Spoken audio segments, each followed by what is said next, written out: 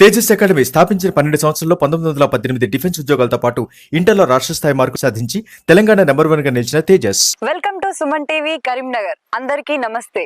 నేను మీ యాంకర్ ప్రౌలిక. ప్రస్తుతం మనం కరీంనగర్ కి సమీపంలో ఉన్న నగునూరు, దాదాపుగా ఒక సుమారు 9 కిలోమీటర్ల దూరంలో ఉన్న నగునూరులో ఉన్నామండి. ఒకప్పుడు ఇక్కడ 400 దేవాలయాలు ఉన్నాయని మనకు కథనం వచ్చింది. సో దాంట్లో భాగంగా రాను రాను కాలక్రమేణా కొన్ని అంతరించిపోయాయి, కొన్ని శిథిలావస్థకు వచ్చాయి. అందులో భాగంగా ఒక దేవాలయం త్రికుటాలయం. సో ఆ త్రికుటాలయాన్ని ఇప్పుడు మన కరీంనగర్ సుమన్ టీవీ తరపున మీ అందరికీ చూపించడానికి ఒక చిన్న ప్రయత్నం చేద్దాము. సో వెళ్దాం పదండి.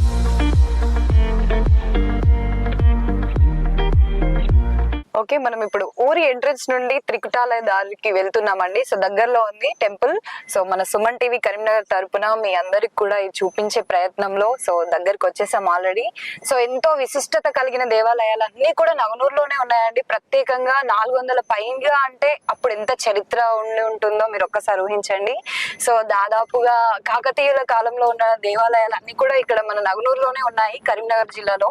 సో ప్రతి ఒక్కటి కవర్ చేయడానికి ట్రై చేస్తాము. అందులో ఫస్ట్ మనం త్రికుటాలయాన్ని చూపిద్దాము.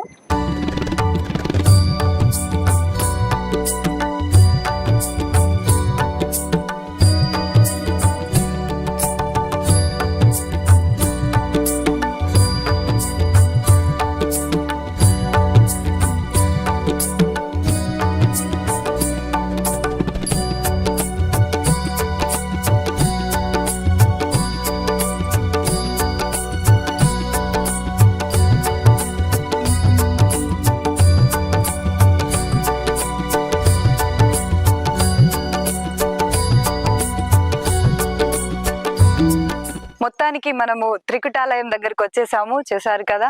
సో దాదాపుగా 8వ శతాబ్దం నుండి 13వ శతాబ్దం వరకు ఇక్కడ కళ్యాణి చాణక్యులు, అలాగే వెమ్లవాడ చాణక్యులు, కాకతీయులు ఏలిన రాజ్యం, అంటే రాజ్యం ఆ కాలంలో, ప్రాచీన కాలంలో ఈ నగునూరుని వారందరూ పరిపాలించారండి.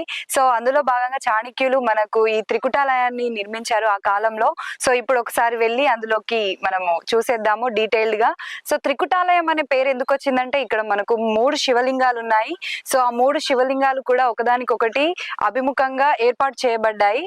సో ఒక్కొక్కటి క్లియర్ గా డీటెయిల్డ్ గా మీకు మన సుమన్ టీవీ కరీంనగర్ ద్వారా తెలియజేయడానికి మేము సిద్ధంగా ఉన్నాము. సో ఒకసారి చూసేద్దాము, వెళ్ళి పదండి. త్రికుటాలయంలోకి మనము ప్రవేశించే ముందే ఇక్కడ ముందు భాగంలో మనకు దేవుడి యొక్క ఒక వైపు భాగం పైన ఉన్న కప్పు ఇక్కడ వచ్చి ఉందండి, పడింది.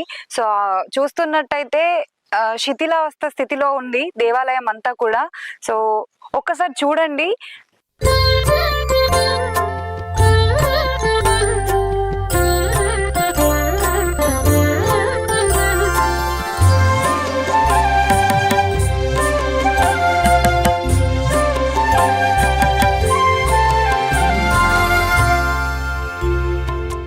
చూస్తున్నట్టయితే దేవాలయం అంతా కూడా అసలు డ్యామేజ్ గా ఉంది కొంచెము. మొత్తానికి మనకు వ్యూ అయితే చూస్తున్నట్టయితే ఒకవైపు రావి చెట్టు కూడా చాలా బాగుంది. ఎంట్రన్స్ లోనే మనకు శివలింగం ఒకవైపు, అక్కడ రావి చెట్టు దగ్గర కూడా ఒక శివలింగం ఉందండి ఏర్పాటు చేసి. సో ఒకసారి లోపలికి వెళ్తూ చూద్దాము. ఈ త్రికుటాలయంలో మామూలు రోజులలో పూజలు జరగవండి.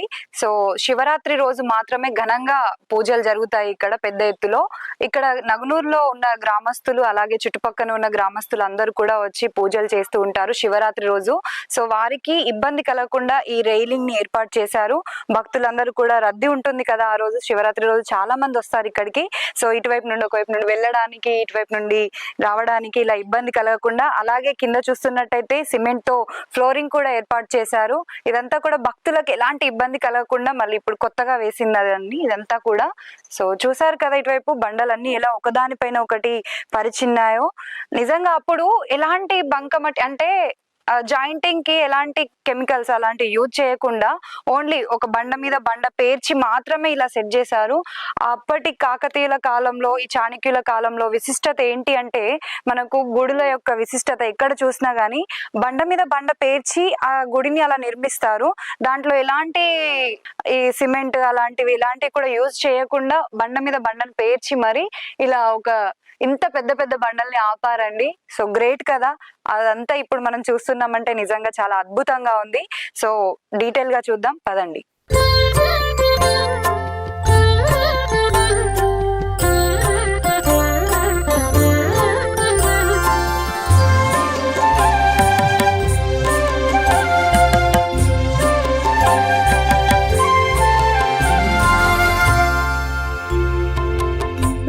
వెళ్తున్నప్పుడు చూస్తున్నారు కదండి, ఇది ఇప్పుడు ఏర్పాటు చేసిన మెట్లు. ఇవి చాలా చిన్నగా ఉన్నాయి, కాకపోతే ఇక్కడ పైకి వెళ్తున్న కొద్దీ మనకు స్టెప్స్ అనేటి సైజ్ పెరుగుతూ ఉంది. వీటి వెడల్పు చూసారా ఎంత వెడల్పుగా ఉన్నాయో. చాలా పెద్దగా ఉండేది బండ, కాకపోతే భక్తులకు ఎలాంటి ఇబ్బంది కలగకుండా అలా మళ్ళీ సౌకర్యంగా ఉండాలని భక్తులకు ఎక్కడంలో ఇలా ఏర్పాటు చేశారు. ఆ కాలంలో వాళ్ళ హైట్ కూడా కొంచెం డిఫరెన్స్ ఉండేది. సో వెళ్దాం లోపలికి.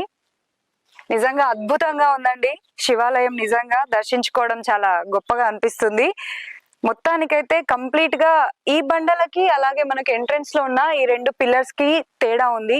ఎందుకంటే ఈ 2 పిల్లర్స్ మళ్ళీ కొత్తగా అరేంజ్ చేశారు. ఇవి అప్పుడు ఈ గుడి నిర్మించినప్పుడు ఏర్పాటు చేసినవి కాదు, మళ్ళీ మధ్యలో తెచ్చినవి. చూసారు కదా, ఆ బండల్ని చూస్తున్నట్టయితే మనకు కనిపించే భాగం మాత్రమే పాలిషింగ్ చేశారండి, అంటే స్మూత్ గా కనిపిస్తుంది. ఇక్కడ కింద చూస్తున్న బండల్ని చూసారు కదా ఎంత గరుకుగా ఉందో, అంటే బండ ఎలా ఉందో అలాగే ఉంది. కాకపోతే కనిపించే భాగం అయితే ఏదైతే ఉందో దాన్ని పాలిషింగ్ చేశారు నీట్ గా మనకు స్ట్రక్చర్ కనిపించడానికి. అద్భుతం అండి నిజంగా. కాకతీయుల కాలం నాటి ఆ కళలు, ఆ నైపుణ్యాలు నిజంగా ఎంత గ్రేట్.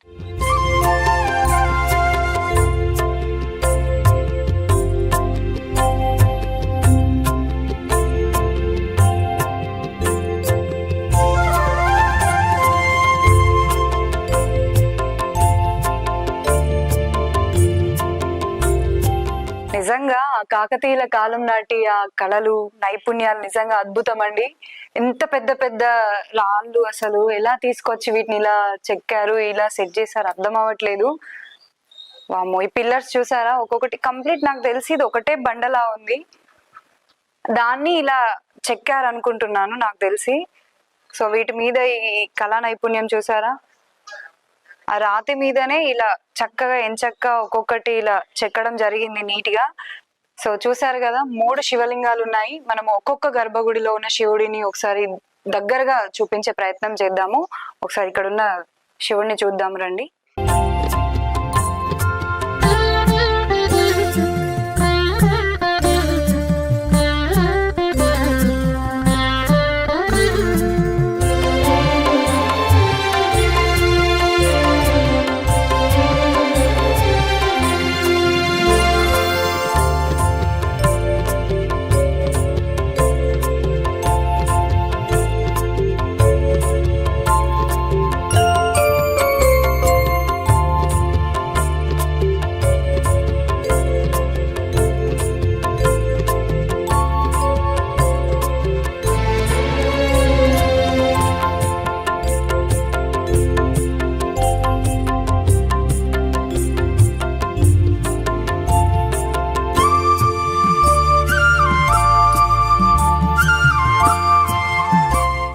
కాకతీయులు చాణక్యుల కాలంలో నిజంగా ఇంత పెద్ద శివలింగాన్ని ఎలా ప్రతిష్ఠించారో కానీ నిజంగా మహా అద్భుతం. ఒకసారి చూస్తున్నట్టయితే డీటెయిల్ గా చూడండి. మనకు ఒకవైపు ఆల్రెడీ శిథిలావస్థ స్థితిలో ఉంది శివలింగం అంతా కూడా. కింద చూస్తున్నట్టయితే ఆ ఆర్కిటెక్చర్ కూడా చాలా అద్భుతంగా చేశారు. ఆ కాలంలో, కాకతీయుల కాలంలో ఆ శిల్పకళ ఏదైతే ఉందో మనకు ఉట్టిపడేలా శివలింగాన్ని ఎంత అద్భుతంగా చెక్కారో చాలా అద్భుతంగా ఉందండి. ఈ త్రికుటాలయంలో ఉన్న ఒక గర్భగుడి వెనుక వైపు భాగం ఒకవైపు వంగిపోయి ఉందండి. చూస్తున్నట్టయితే వెనుక వైపు భాగం కృంగిపోయి ఉంది ఒకవైపు. అలాగే అక్కడ బండలన్నీ కూడా ఒకసారి ఒకదాని మీద ఒకటి పేర్చింది, అక్కడ మనకు గ్యాప్ వచ్చింది చూస్తున్నట్టయితే. అంటే ఎంత శిథిలావస్థ స్థితిలో ఉందో మనకు అర్థమవుతుంది చూస్తున్నట్టయితే. ఒకదానిపైన ఒకటి పేర్చి బ్యాలెన్స్ చేయడం అనేది నిజంగా అప్పుడు సాధ్యం, ఇప్పుడైతే అది అసలు వీలవదు. ఒకదాని మీద ఒకటి పేర్చడం అనేది అప్పుడే కుదురుతుంది. సో శివాలయం ఒకవైపు గర్భగుడి అనేది ఇలా ఉంది. ఈ త్రికుటాలయంలో ఉన్న ఒక గర్భగుడిని చూసాం కదా, ఇంకో గర్భగుడిలోకి వెళ్దాం పదండి. ఈ త్రికుటాలయంలో ఉన్న ఇంకో గర్భగుడిలోకి వెళ్ళిపోదామండి.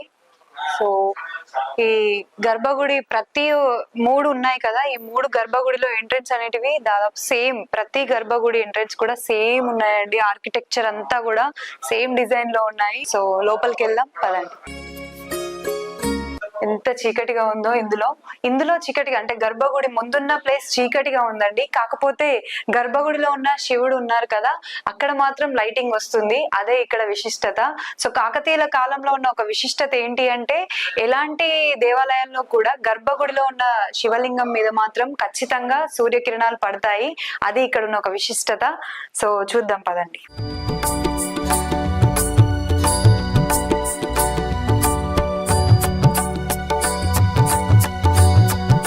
ఓకే, ఇక్కడ కూడా సేమ్ ఇందాక చూపెట్టిన ఒక గర్భగుడిని చూపెట్టాం కదా, సో ఇక్కడ కూడా సేమ్ అలాగే ఉందండి. ఒక బండలు కూడా ఎంత సైజ్ లో సేమ్ అక్కడ ఎలా అయితే తీసుకున్నారో అదే కొలతతో ఇక్కడ కూడా సేమ్ ఒకదానిపైన ఒకటి బండలు. ఇక్కడ ఫస్ట్ ఒక 2 పెద్ద పెద్ద బండలు తీసుకున్నారు, వాటిపైన ఒక చిన్నగా.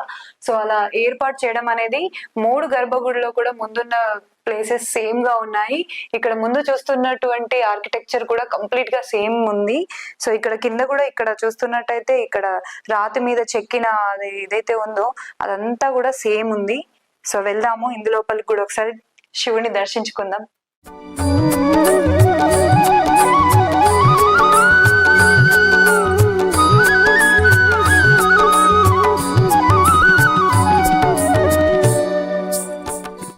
ఓకే, గర్భగుడి లోపలికి వెళ్ళిపోదాము.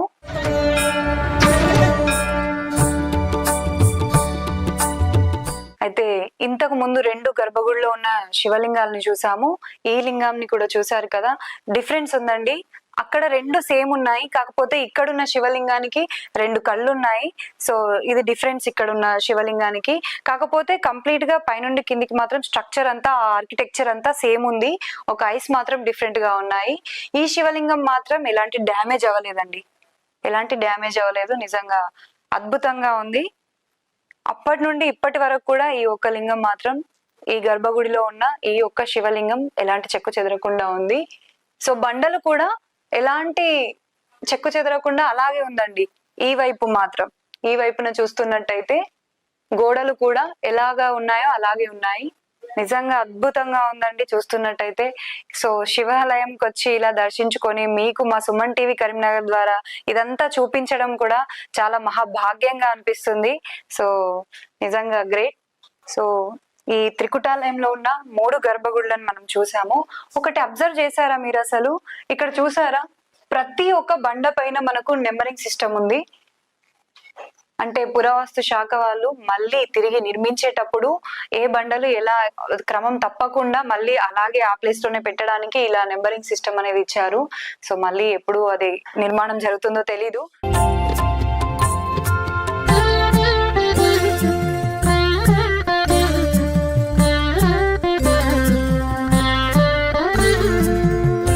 ఇంకొక విషయము, ఈ త్రికుటాలయము చుట్టుపక్కల చూస్తున్నట్టయితే అడుగడుగున దేవాలయాలు ఉన్నాయండి.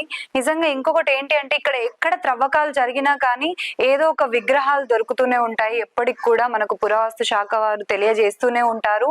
అడుగడుగున ఇక్కడ దేవాలయాలు ఉన్నాయంటే నిజంగా 400 పైగా దేవాలయాలు ఉన్నాయన్నది కూడా నిజమే అనిపిస్తుంది. ఒక్కసారి ప్రతిదీ కూడా డీటెయిల్ గా చూద్దాము. మనము మండపం పైన ఉన్న ఈ గోపురం అంటే చూసారు కదా, ఎలా ఒక బండ పైన బండను పేర్చి ఒక స్క్వేర్ షేప్ లో అరేంజ్ చేశారండి. ఇది కూడా ఒక అద్భుతం అని చెప్పొచ్చు. అక్కడ దాని మీద చెక్కిన ఒక్కొక్కటి శిల్పకళ చూసారా, ఆ రాతి మీద అలా ఎలా చెక్కారు, అసలు ఆ థాట్ అప్పుడు వాళ్ళకి ఎలా వచ్చింది.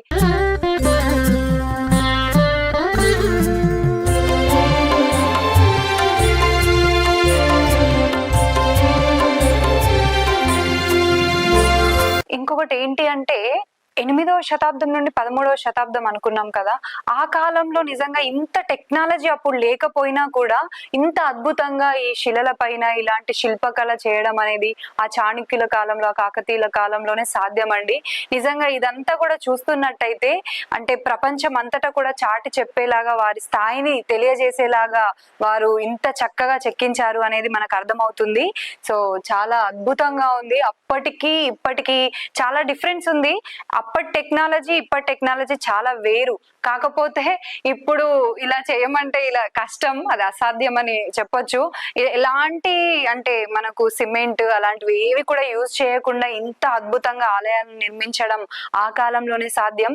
నిజంగా అప్పటికి ఇప్పటికి కూడా చూసారు కదా, ఇంకా చెక్కు చెదరకుండా, అంటే శిథిలావస్థలోనే ఉంది కానీ కొన్ని పిల్లర్స్ అయినా సరే మనకు బండ మీద బండ పేర్చినవి ఒక్కొక్కటి ఎలాంటి చెక్కు చెదరకుండా ఇంకా ఉన్నాయి. ఇప్పుడిప్పుడే కడుతున్న కొన్ని మనం చూస్తున్నాం కదా, ఆ కట్టడాలు కూడా ఇప్పుడు మొత్తానికైతే కూలిపోతున్నాయి.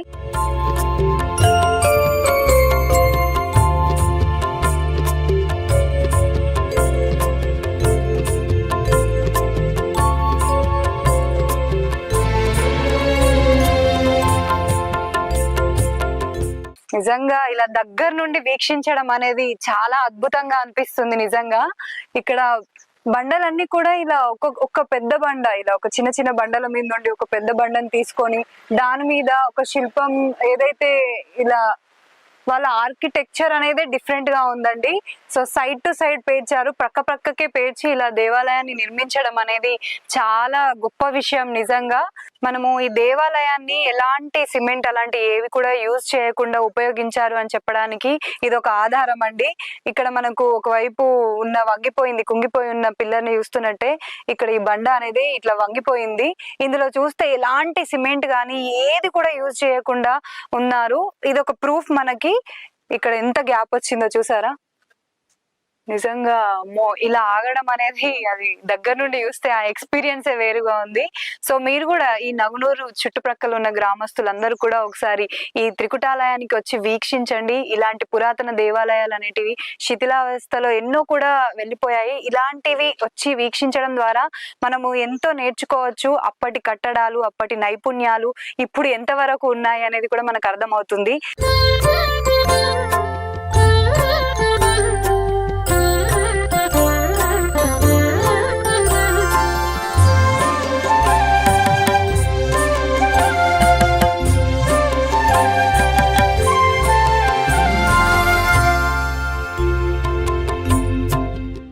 నిజంగా నగునూరులో ఉన్న ఎంతో చరిత్ర గల దేవాలయాలన్నీ కూడా నగునూరులో ఉన్నాయి కదండి. సో ఇలాంటి దేవాలయాలకి వస్తూ పోతూ ఉంటారు విజిటర్స్ అందరూ కూడా. సో ఇక్కడ మనతో పాటు ఈ దేవాలయాన్ని వీక్షించడానికి వచ్చిన వాళ్ళు ఉన్నారు. నమస్తే సార్. నమస్తే అండి. మీ పేరు? నా పేరు డాక్టర్ శ్రీనివాస్ అండి. నేను సికింద్రాబాద్ నుంచి వచ్చాను. సికింద్రాబాద్ అంటే మా స్వగ్రామము ఈ కరీంనగర్ జిల్లానే. నేను ఇలాంటి మన భారతదేశ చరిత్రలో చారిత్రాత్మకమైనటువంటి వైభవం ఉన్నటువంటి దేవాలయాల్ని కానీ మన వారసత్వ సంపదను అందరినీ వీక్షించడం అనేది నాకు ఒక అలవాటు. సో ఇప్పుడు మనం ప్రస్తుతం అయితే నగనూరు అనే పట్టణంలో అంటే ఇది ఒక గ్రామంలో ఉన్నాము. ఇది దాదాపుగా కరీంనగర్ నుంచి ఒక 8 కిలోమీటర్ల దూరంలో ఉంది. సో ఈ నగునూరు అనేది పేరు అందుకు వచ్చిందంటే దాదాపుగా 400 దేవాలయాలు ఉన్నాయి కాబట్టి దీన్ని నగునూరు అని పేరుగా పిలుస్తారు. ఇది ఒకప్పుడు ఏంటంటే కాకతీయుల సామ్రాజ్యంలో ఇది ఒక అధికార కేంద్రంగా ఉండేది. సో అందుకోసమనే మీరు కరీంనగర్ పట్టణం నుంచి మొదలుకొని ఇక్కడ మళ్ళీ రాయపట్నం, ధర్మపురి అని ఉంటుంది. ఈ దారిలో మీరు ఎంతసేపు ప్రయాణించినా ఇలాంటి కొన్ని వందల వేల ఆలయాలను కూడా వీక్షించవచ్చు. సో దేశ చరిత్ర అనేది ఓన్లీ మన మట్టే కాకుండా మన వారసత్వ సంపద కూడా అంతే కదా. దేశం అంటే మట్టి కాదు, ఈ దేశం అంటే మనుషులు అని గురజాడారు అన్నారు కదా. దేశం అంటే మట్టి కాదు, మనుషులు అంటే మనిషే కాకుండా మనిషితో పాటు భూమి పైన ఉన్నటువంటి ప్రతి చారిత్రాత్మక సంపద కూడా మనకు చాలా అవసరం. అంటే దురదృష్టవశాత్తు ఇప్పుడున్నటువంటి యువతరానికి అంటే వాళ్ళ యొక్క చదువులో పాఠ్యాంశాలలో ఉన్నటువంటి విషయాలు కానీ ఏంటంటే ఇలాంటి వాటిని తెలపకపోవడము నిజంగా అదొక దురదృష్టకరమైన విషయము. కానీ భారతదేశంలో మనము వెతుక్కుంటూ పోతే అడుగడుగునా కూడా ఒక గుడి ఉంటుంది. అడుగడుగునా ఒక గుడి ఉంటుంది. ఆ గుడికి కూడా ప్రత్యేకమైనటువంటి ఒక చరిత్ర అనేది కలిగి ఉంటుంది. సో వాటిని నిజంగా తెలుసుకుంటూ పోతే నిజంగా పూర్వీకులు మన కోసం ఏమి వదిలారు అనేది వీటిని సందర్శించడం వల్లనే మనకు తెలుస్తుంది. సో దీనిని ఎక్స్ప్లోర్ చేయడం కోసమనే చాలా మంది కూడా విదేశీయులు వస్తుంటారు. దురదృష్టకరమైన విషయం ఏంటంటే మన భారతీయులే వీటి గురించి పట్టించుకోరు. కానీ చాలా మంది కూడా వెస్టర్న్ కంట్రీస్ నుంచి వచ్చి ఇక్కడ దాదాపు వారం రోజులు, నెల రోజులు ఇక్కడ ఉండిపోయి ప్రతి దాని మీద ప్రతి శిల మీద ఒక పరిశోధనగా చేస్తున్నటువంటి విషయం. సో దీన్ని చూసి మనము చాలా నేర్చుకోవాల్సినటువంటి విషయం ఎంతో ఉంది. అందుకోసమనే దీని చరిత్రనే తెలుసుకోకుండా చాలా వరకు ఏంటంటే అన్ని కూలిపోవడం గానీ లేకపోతే ధ్వంసమయ్యే పరిస్థితిలో ఉన్నాయి. సో దీని గురించి కూడా మన ఎవరైతే లోకల్ గా ఉంటారో పురావస్తు శాఖ వాళ్ళు కానీ ప్రభుత్వంతో పాటు ఈ యొక్క చుట్టుపక్కల ఉన్న గ్రామాలు కానీ చదువుకున్నటువంటి యువతరం కూడా దీనిపైన కొంచెము మనం ఏంటంటే ఆసక్తి కనబరిచేసేసి దీన్ని కూడా కొంచెము బాగుపరచుకోవాలి. మన చరిత్రను నెక్స్ట్ తరాలకి అందించుకోవాలి, భావితరాలకు అందించుకోవాలనేది నిజంగా ప్రతి ఒక్కరికి ఆ ఆలోచన రావడం అనేది రావాలి కూడా.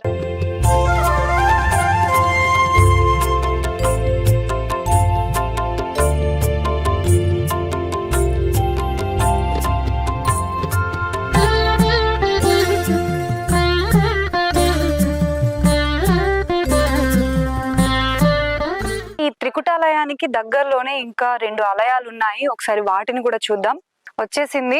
సో ఇందులోకి వెళ్ళే ప్రయత్నం చేశాం కానీ వెళ్ళలేకపోయాము. సో బయట నుండే చూస్తున్నట్టయితే ఇది కూడా పెద్ద శివాలయమే అండి.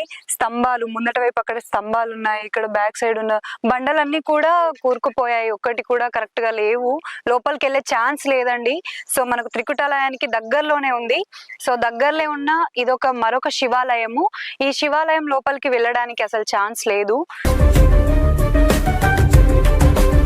మనము త్రికుటాలయంకి సమీపంలో మరొక వైపు ఇంకొక ఆలయం ఉందండి. ఇక్కడ నిజంగా మేము అంటే నడుస్తూనే చూస్తున్నాము, అడుగడుగున దేవాలయాలు ఉన్నాయనేది చాలా వాస్తవంగా అనిపిస్తుంది. 400 పైగా దేవాలయాలు ఉండడంలో ఆశ్చర్యమే లేదనిపిస్తుందండి. సో ఇక్కడ చూసారు కదా, ఇది కూడా శిథిలం అయిపోయి ఉంది. మొత్తానికి ఇక్కడ కూడా ఒక ఆలయం ఉంది అనేది మనకు నమూనా చూడండి, కంప్లీట్ గా శిథిలమైపోయి ఉంది. అక్కడ లోపలికి వెళ్ళలేని పరిస్థితిలో ఉన్నాము. సో ఈ వైపు చూస్తున్నట్టయితే ఒక్కసారి ఇటువైపు సైడ్ కి చూడండి, 2 స్తూపాలు ఉన్నాయి. సో మన త్రికుటాలయ సమీపంలోనే ఒక ఆలయం ఉంది. దానికి పాటు ఇక్కడ పక్కనే చూస్తున్నట్టయితే 2 స్తూపాలు కూడా ఉన్నాయి. ఆ స్తూపాలు కూడా దేనికి నిర్మించారు, అది ఏదో ఒక ఖచ్చితంగా దానికి కూడా ఒక స్టోరీ ఉంటుంది. సో 2 స్తూపాలు అయితే ఉన్నాయి.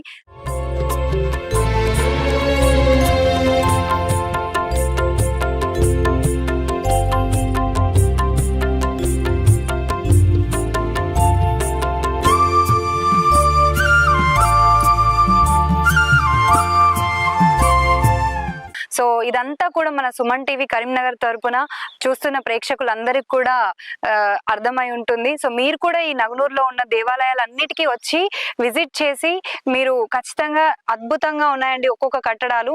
ఆ 8-13వ శతాబ్దంలో కట్టిన దేవాలయాలు ఇప్పటికీ ఉండి మనం వెళ్ళి చూస్తున్నాము అంటే అది ఆశ్చర్యపోయాల్సిన విషయమే. సో అలాగే దేవాలయాలు, శివాలయాలని విజిట్ చేసే ఇష్టమైన వారు కూడా ఉంటారు. అలాంటి వారు కూడా వచ్చి ఇక్కడికి విజిట్ చేయొచ్చు. ప్రతి ఒక్కరు వచ్చి సో శివుడి ఆశీర్వాదము తీసుకున్నట్టు ఉంటుంది. ఆ కాలంలో ఉన్న ఆ అద్భుతమైన కట్టడాలని చూసినట్టు ఉంటుంది. అప్పటికి ఇప్పటికి చాలా తేడా ఉందండి. నిజంగా రియాలిటీలోకి వచ్చి చూస్తేనే మనకు అది అద్భుతంగా అనిపిస్తుంది. ఓకే, సో ఇప్పుడు మనం ఇక్కడ త్రికుటాలయానికి దగ్గరే ఉన్న ఆలయంకి వచ్చాం కదా. ఇక్కడ 2 స్తంభాలు కూడా ఉన్నాయి. సో దగ్గరే ఉన్న స్థానికులు ఉన్నారండి ఇక్కడ మనతో పాటు. సో మీ పేరు? శంకరయ్య. ఓకే, శంకరయ్య గారు మనతో ఉన్నారండి. సో నమస్తే శంకరయ్య గారు. నమస్తే. మనకు ఇక్కడ ఈ స్తూపాలు ఉన్నాయి, ఇక్కడ ఈ గుళ్ళు ఉన్నాయి, వీటి గురించి మీకు ఏమైనా తెలుసా? ఇక్కడ శివాలయం ఉన్నది, అది శివాలయం. ఓకే, ఇప్పుడు ఇది త్రికుటాలయం. అయితే వాటికి దగ్గర ఇవి స్తంభాలు ఉన్నాయి. ఓకే, ఆ స్తంభాల మీద గరుడ పక్షి అనేది ఉండే. గరుడ పక్షి ఉండేనా దాని మీద విగ్రహం? ఓకే, అయితే దాన్ని వాళ్ళు ఎక్కడోళ్ళు ఎత్తుకపోయారు. ఓకే, హైదరాబాద్ లో పట్టుబడ్డారు. ఓహో, దాన్ని పలుగొట్టిర్రు. అంతవరకు తెలిసింది. అయితే దీని మీద దానికి ఎక్కి నూనె పోసి దీపం ముట్టించేది. ఓహో, వెనకట పాతకాలంలో దీపం ముట్టించేవారు. ఇప్పుడు అది ఎత్తుకపోయిన కాడ నుంచి ఏం వాళ్ళు అత్తలేరు ఇక. ఎవరు ఇక దీనికి వచ్చి ఏం పట్టించుకోలేదు. ఇక్కడ స్తంభం ఉన్నది, దాని మీద కూడా విగ్రహం ఉండే. ఓహో, ఇంకా ముందు వైపు కూడా ఇంకొక స్తంభం ఉంది. అది ఉన్నదా పోయిందా తెలియలే. ఇంకా ఇప్పుడు శివరాత్రి జాతర సాగుద్ది, కథలు చెప్పుడు, పూజలు, నమస్కారాలు, బామ్మన్లు వస్తారు. ఆడాదికి ఒక పరి. ఇక ఇప్పుడు అట్టిగా కూడా అత్తుర్రు మనసులు. మరి ఈ గుడి గురించి ఒకటి ఉంది కదా, ఇక్కడ నుండి దేవుడు వెమ్లవాడకు వెళ్ళిపోయిండు అని, అది నిజమేనా? నీకేమైనా తెలుసా ఈ మాట?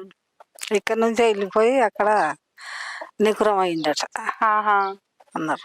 అన్నారు. సో ఒకసారి ఇక్కడ దేవాలయం ఉంది కదండి. అంటే మాకు మా తాతలు చెప్పింది ఏంటంటే పూర్వంలో ఇక్కడ ఫుల్ దేవాలయాలు ఉండేవి. ఓకే. ప్లస్ మన అక్కడ మీరు ఆల్రెడీ టెంపుల్ కి వెళ్ళిన అంటారు కదా, అక్కడ శివాలయ మన లింగాలు ఉండేవి. అక్కడ లింగాలకు దొంగలు ఏం చేశారంటే వెనక సైడ్ గడ్డవరతోని కొట్టేసారు అన్నట్టు. అంటే అప్పుడు మా తాతలు చెప్పిందంటే దేవుడు అట్లా వెళ్ళిపోయాడు అని చెప్పారు. అవునా? శ్రీ రాజరాజేశ్వర స్వామి ఫస్ట్ ఇక్కడ కొలువై ఉన్నారు, మా ఊర్లోనే ఉండే. అయితే అట్లా దొంగలు అలా చేయడం వల్ల ఆయనకు కోపం వచ్చి అక్కడికి తరలి వెళ్లారు అనేది ఒక నానుడి, మీకు తెలిసిన సమాచారం. సో చూసారు కదా, ఇది సమాచారం, స్థానికులు చెప్తున్నారు ఇలా. సో ఇక్కడ శ్రీ రాజరాజేశ్వర స్వామి ఫస్ట్ ఇక్కడే కొలువై ఉన్నారు. దీన్ని వెమ్లవాడ అని కూడా అన్నారా? వెమ్లవాడ అని కూడా అనేవారట ప్రాచీన కాలంలో. సో అలా దొంగలు అలా చేయడం వల్ల ఇంకా వచ్చిన సమాచారం ఏంటి అంటే, ఈ దేవాలయాన్ని నిర్మించేటప్పుడు ఎంత ఖర్చు అయిందో ఆ ఖర్చుని లెక్కించడం వల్ల శ్రీ రాజరాజేశ్వర స్వామికి నచ్చక వెమ్లవాడకి వెళ్ళి అక్కడ కొలువై ఉన్నారు అని మనకు సమాచారము. సో ఒకసారి చూద్దాము ఇక్కడ ఈ టెంపుల్ పరిస్థితి ఎలా ఉంది అనేది. రండి, మనం ఇప్పుడు త్రికుటాలయానికి సమీపంలోనే ఉన్న మరొక ఆలయంకి వచ్చామండి. సో ఇక్కడ ఒకసారి చూద్దాము. ఎంట్రన్స్ లోనే ఒక పెద్ద బండ కూడా ఉంది, దీని మీద ఒక శిల్పం కూడా చెక్కి ఉందండి. మనం త్రికుటాలయంలోనే సమీపంలో ఉన్న మరొక ఆలయంలోకి వచ్చామండి. ఇక్కడ చూస్తున్నట్టే ఎంట్రీలోనే ఒక పెద్ద బండ ఉంది, దాని మీద ఒక శిల్పాన్ని కూడా చెక్కడం జరిగింది. సో ఆ శిల్పాన్ని కూడా ఆ కాలంలో, ప్రాచీన కాలంలో చెక్కారు. సో దేవాలయానికి ఎదురుగా ఉంది ఆ బండ. సో ఒకసారి దేవాలయం చూస్తున్నట్టయితే ఇక్కడ శ్రీ రాజరాజేశ్వర స్వామి అప్పుడు ఆ కాలంలో ఇక్కడే కొలువై ఉండేవారు అని ఇక్కడ గ్రామస్తులు చెప్తున్నారు. ఈ దేవాలయాన్ని కూడా కాకతీయుల రాజులు ఆ కాలంలోనే కాబట్టి ఒకసారి చూసారు కదా, ఒకసారి ఆ బండ పైన బండ పేర్చే విధానం అయితే ఏదైతే ఉందో అదంతా సేమ్ అండి.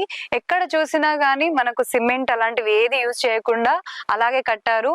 ఇక్కడ నుండి శ్రీ రాజరాజేశ్వర స్వామి గారు అక్కడికి వెళ్ళారు అనేది ఇక్కడ ఉన్న గ్రామస్తులందరూ కూడా చెప్తున్నారు. ఇది ఇక్కడ సమాచారం. ఇప్పుడు ఈ దేవాలయానికి 2 ద్వారాలు ఉన్నాయండి. ఈ 2 ద్వారాలలో చూస్తున్నట్టయితే మనకు లోపల ఎలాంటి విగ్రహాలు కూడా లేవు. సో అదే నిదర్శనం ఏంటి అంటే ఇక్కడ నుండి శ్రీ రాజరాజేశ్వర స్వామి వెమ్లవాడలకు తరలి వెళ్ళారు అనేది. ఇందులో ఎలాంటి విగ్రహాలు లేవు, ఎలాంటి పూజలు కూడా లేవు. సో చూస్తున్నారు కదా, ఇక్కడ ఎలాంటి పూజలు కూడా లేవు. కంప్లీట్ గా ఈ సర్కిల్, ఈ సరౌండింగ్ అంతా కూడా మొత్తం పాడుబడి ఉన్నది. సో అది విషయము. నగునూరులో అడుగడుగున ఆలయాలు ఉన్నాయనేది మనం నిజంగా చూస్తున్నామండి. ఇక్కడ ఆల్రెడీ లైవ్ లో మీకు చూపించే ప్రయత్నం చేశాము, క్లియర్ గా కళ్ళకు కట్టినట్టుగా మీకు చూపించాము. సో ఇది ఇక్కడ ఉన్న పరిస్థితి.